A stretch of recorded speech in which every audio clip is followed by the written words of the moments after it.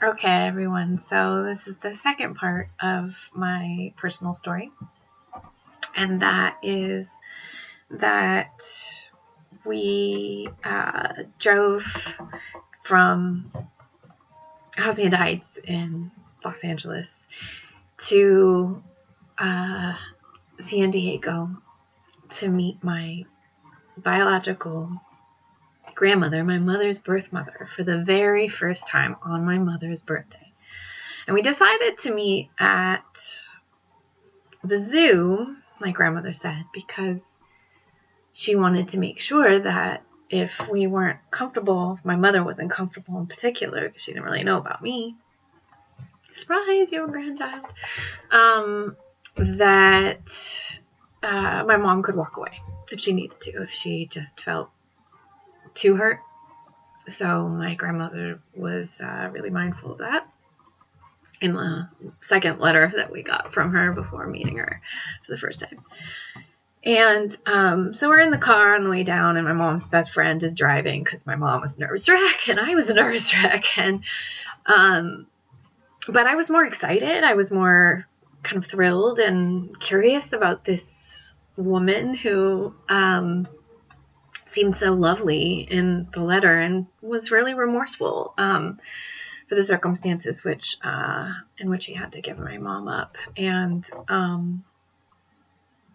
my mom was shaking and laughing and crying and kind of had all the feels, and as you can imagine, and was, also really empathetic for the fact that my grandmother had to give her up, and the circumstances were sort of horrible for everyone.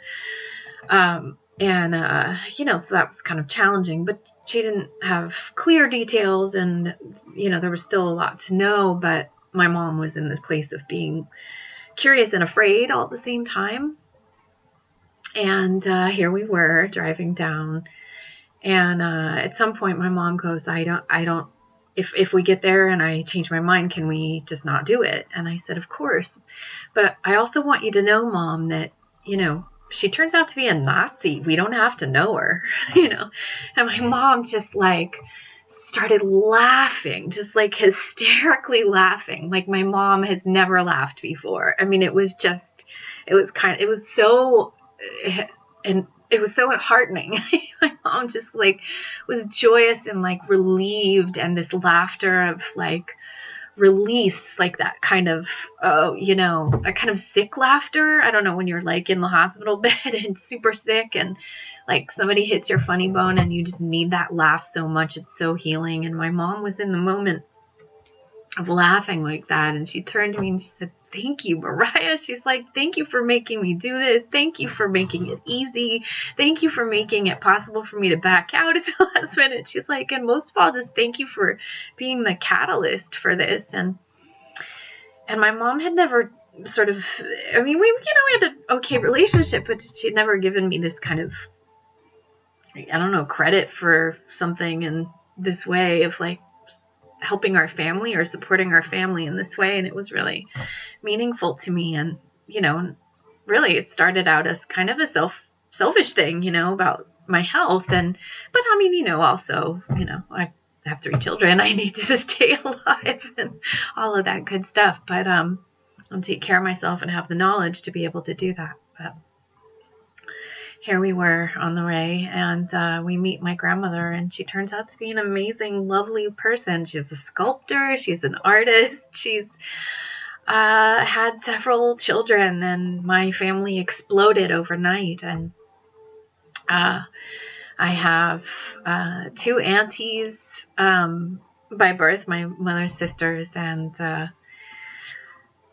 3 uncles, and then many cousins, and many other aunties and uncles by marriage, and a very, broad and diverse family. And my very first family function was going to my cousin's baby's first birthday, and my auntie is Tongan, so my cousin is Tongan.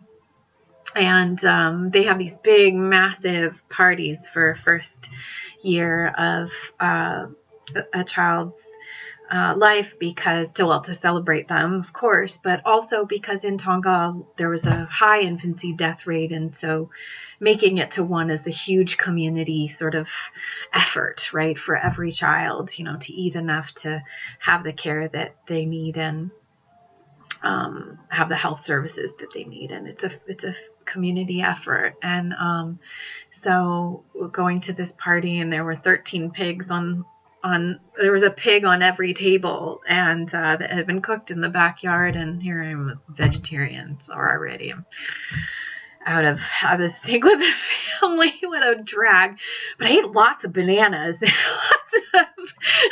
I ate a lot of plantains that day, and had a great time, and was honored. And as a supportive female relative, it was really phenomenal to go from having no cousins to a world of cousins overnight, and huge family, from a family of adoptee single parents to a massive family, literally overnight.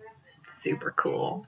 That's the end of my personal story, and I hope you enjoyed it.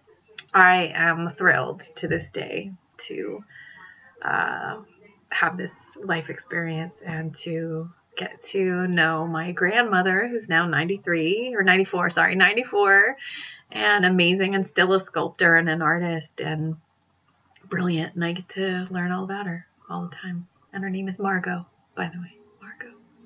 All right. Thank you.